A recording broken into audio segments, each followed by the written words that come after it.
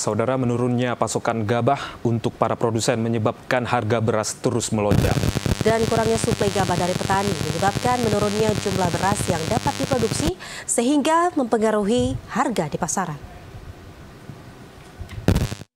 Gabah yang diperoleh para produsen menyebabkan harga beras mengalami kenaikan meskipun tidak signifikan.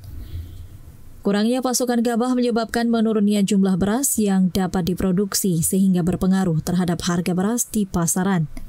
Salah seorang pemilik kilang padi, Abdul Manaf, mengatakan bahwa kurangnya pasokan gabah sangat berpengaruh terhadap turunnya jumlah produksi beras di kilang padi miliknya. Dirinya juga mengungkapkan saat ini hanya mampu memproduksi beras sebanyak 5 ton dalam sehari. Namun saat pasokan gabah melimpah, kilang padi miliknya dapat memproduksi hingga 20 ton beras dalam sehari.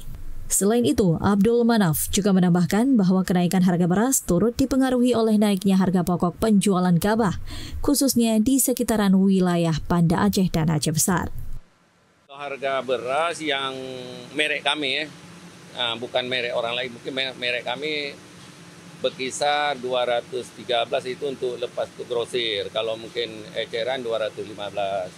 Tergantung harga gabah, karena harga gabah kami di sini Banda Aceh. Untuk Banda Aceh, harga tergantung daerah, lagi pun tergantung kebutuhan. Kalau kita perlu, kadang-kadang biarpun harga tinggi kita beli juga. Kita untuk supaya ada beras.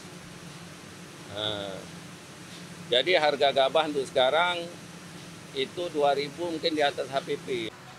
Sebagai pemilik kilang padi, ia pun akan terus memproses produksi beras guna menjaga agar pasokan beras tetap tersedia bagi konsumen meskipun pasokan gabah menurun dan harga gabah meningkat.